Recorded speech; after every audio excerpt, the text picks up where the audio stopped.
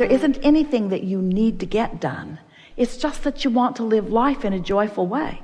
And when time is passing and you're not joyful, then something's really out of whack with that, because there's no place that you're going to get to that's going to be any better. You cannot follow an unpleasant path and end up at a destination where you want to be. And so we want the destination of where you want to be, wherever feels good from where you are right now, because that's all you can do.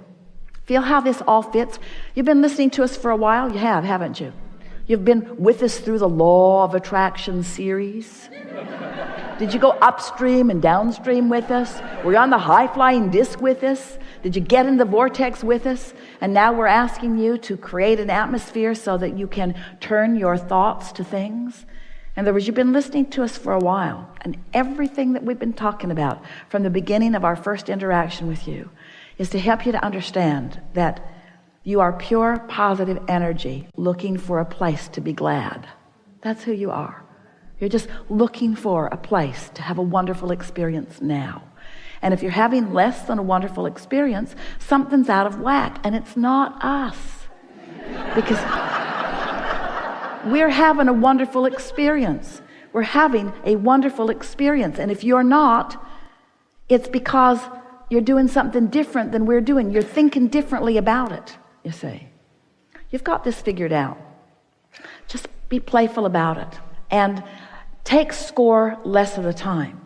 Let the score that you take, if you must take score, be, how fun is this? Esther says to us every day that her favorite feeling is clarity. And then she'll say, or fun. I want to feel clear, but I like to have fun. And then she'll say, fun is my favorite thing. I love being playful or clear. I love to be clear and playful. I love to have fun. I love the feeling of clarity, and I love the feeling of fun, and I love the feeling of new. I love the feeling of new. I love the feeling of new, which doesn't feel clarity in the beginning, but it is fun. I love the feeling of fun that then turns to clarity. Ooh, I love fun and clarity. I just love fun and clarity so much, and new. I love the new so much. I love the new so much, but I love clarity so much. I love clarity and fun and new so much. And we say, you're on the same vibration that we are. New exposure, new experience, new life, new opportunities. You don't want sameness. You want newness. You really do. But in newness, often there is insecurity. You don't want insecurity. You want security. But sometimes the feeling of newness makes you feel insecure, and then the insecurity becomes the dominant vibration within you, so you don't reach for newness, and then you get bored. And then you get going on that cycle, you see, where if we could convince you, and we believe we nearly have, that you have control over the way you feel, that if you will take a notebook and just simply write these emotional words and stay focused on them long enough that you actually feel movement within your vibrational center, you will push the reset button. You will change your point of attraction. You will change your relationship with everything and everyone. And it'll be a change for the good. You'll like it. Just try a little bit to realize the perfection of your path, rather than it's a step backward, or it's not moving as fast as I want, or it doesn't have these details. Instead, I'm right where I want to be. The timing is perfect. The timing is perfect. Isn't that perfect timing? Bridge falls, truck supports it long enough, nobody gets hurt. Perfect timing. Things of this physical world are dissolving, they are evolving, but timing. You have the option of what you call perfect timing. Timing, synchronization, rendezvous. Hear the harmony of those words. So the first harmony or rendezvous that you're seeking is that of source. Timing sometimes could be a condition. In other words, I need something to happen in such and such a time. You can turn timing into a condition that will bite you in the foot. And I think right on, because what I noticed that I was doing, I received these ideas. Yeah, I rendezvous with ideas. And I love it. It's just like so much fun. I get these great, cool stories, and like I want to do. And then I get very excited. It's just a fun process, okay? And then path unfolding. Really great. Yeah. I think I might get a little overexcited sometimes, and I tend to try to fill in my own grid. Maybe. And now I'm kind of discovering how it feels to let it happen. And let us just give you these words, it'll help it. I want to realize my path rather than go find my path. My path is coming to me, and I'm preparing myself for the realization that it's there. Big difference. It's a big difference. My path is coming to me. Am I realizing it? Have I created the mood or atmosphere that allows me to see it? And once you get on that trail, once that starts happening, it feels like there's the path, and there's the path, and there's the path. That's that feeling of momentum that you get. There's the path, and there's the path, and there's the path, and there's the path, and there's the path.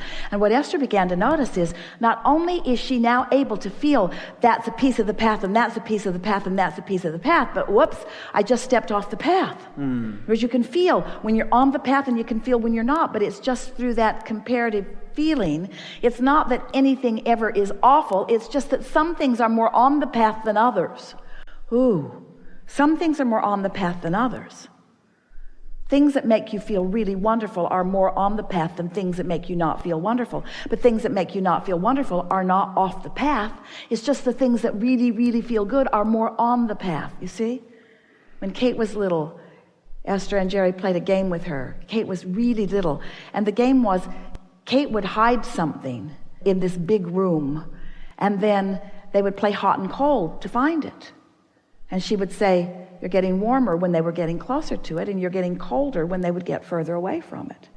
Jerry used to deliberately do the opposite, just to play with her, and she would say, colder, colder, colder, colder, colder, colder, colder, colder, colder, colder, colder, colder. It's colder, Jerry. You're getting colder, which means go the opposite way of where you're going. And if they would listen, since she knew where it was, if they would let her guide them with warmer, colder, warmer, colder, warmer, colder, they found it every single time. And that's how it is with your inner being. Your inner being knows where it is. But your inner being not only knows where it is, your inner being knows which path has the probability of satisfying the most things that are in your vortex. Sometimes the most direct route is what you think you want. Sometimes the most beautiful route is what you want. Sometimes the route that meanders you in a place that you've never been is the route that you want. But your inner being always knows what you want and what the priorities in that vortex are, and is always guiding you to your greatest satisfaction every step of the way. You just got to practice this a little bit so that you can feel the vibe of the trail. How's the inner being guiding me to that? Like how? By holding steady the vibration of where you want to be, so that when you step away from it, you feel colder, and when you step toward it, you feel warmer. By not moving around. When Jerry and Esther first met us, there was a couple that knew about Abraham, the only people that Esther allowed Jerry to tell about her weirdness. They were living in Phoenix, and so one night Esther got an idea. You guys go hide somewhere in the area, and it's a 50-mile this way and 50-mile this way area. Go hide somewhere. We'll get Abraham to find you. And these are the rules. We won't quit till we find you. Nobody goes home till we find you, no matter how long it takes. That was the deal. So Wes and Nancy hid, and Jerry and Esther with Abraham are on the case. Now Esther was not receiving fluidly like this. She was still just kind of grunting and pointing. They'd come to an intersection, and Esther would say, that way. And sometimes she'd say, it's clearly not that way, so go that way. And so they filled the car up with fuel twice that night. Ate many Snicker bars. And finally found them. And by the time they found them, Esther was so mad at us and at the whole game. She said, we are never, ever, ever, ever, ever going to play this game again. And then Esther said, first, we went to the dumpster behind Mountain Shadows Hotel. And they said, yeah, we were there. And then they said, and then we went over behind the Regency Hotel on Scottsdale Boulevard. Yeah, we were there. And then we went over to Benihana's over on Scottsdale Boulevard. Yeah, we were there. Our inner being told us to move.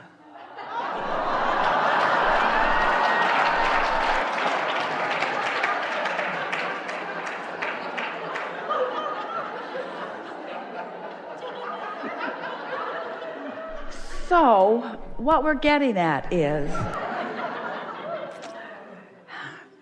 you've launched these rockets. There's a trajectory in place before you even got into this physical body, and you've been contributing to it every day since. And there's a magnificent probability there for you. And as you chill out, as you beat up on yourself less, as you appreciate yourself more, as you reach for these emotional feelings, as you allow your vibrations to go from general to more specific without wobble, as you feel your way to this, as you start enjoying clarity and harmony and humor and fun and playfulness and all of those things that come from alignment, to the degree that you consciously now choose that for yourself first and foremost at all times, then all of the details that you have been putting into your vortex over a great amount of time will begin to dovetail together in this synchronistic, beautiful unfolding that will leave you feeling sure and blessed and eager for more. So here's what has happened to you today. You have acknowledged that you are vibrational first and foremost, and that you live in a vibrational universe. And you've acknowledged that there was a vibrational trajectory within you before you even came into this body that still is there. That there's a trajectory of such powerful, forceful, pure positive energy, love and clarity and worthiness. So here this trajectory is, and in every moment in time, you have the ability to align with it or not. It's your choice. And it's not wrong when you don't. Because if you don't, you just launch more rockets of desire. You just get clearer and clearer and clearer about what you want. So you can't get it wrong. And you never get it done. And the reason you can't get it wrong is because you never get it done. So then you add to that knowledge the idea of law of attraction and the momentum that it causes. And then you couple with that your understanding about momentum, law of attraction, momentum. And then you think about the trajectory that you held before you were born and how good it feels to get on that path of love and how awful it feels to get on the path of hate. How good it feels to get on that path of self-appreciation and how awful it feels to get off that path of self-appreciation. So you couple your knowledge of the eternalness of your being with being born into an environment that is vibrational, that is being managed by law of attraction all the time, 100% of the time. You acknowledge that you are emitting a signal all the time and that your signal can be felt by you. You can feel the wobble or not. You can feel the alignment or the resistance. And you acknowledge that since you now know that your emotions are your indicator, you now know that you can align with the trajectory, not just that you were born with, but that you have added to every day of your life experience. It is not possible for someone who cares about the way they feel to not find and sustain your joyful path. We have enjoyed this interaction more than words can convey. We felt the movement within you. The reset button has been pushed. You are in a different place than you've ever been, and every relationship that you have is forever altered because of the shift in vibration that has taken place here today. There's no homework. There's nothing that you need to do. There's no assignment. You cannot upset us no matter what you do, because we are wobble free. We love you unconditionally. So don't do it for us. Find your alignment for the joy of the moment of alignment. And let that be the criteria by which you live your life. And then watch what happens in terms of the way you feel as you are moving forward. You are uplifters to the very core of your being. You came wanting others to understand how good life can be. But you can't give them what you're not predominantly living. So find it and then share it with everyone who law of attraction brings into your path. There is great love here for you. And as always, we remain joyously in your vortex.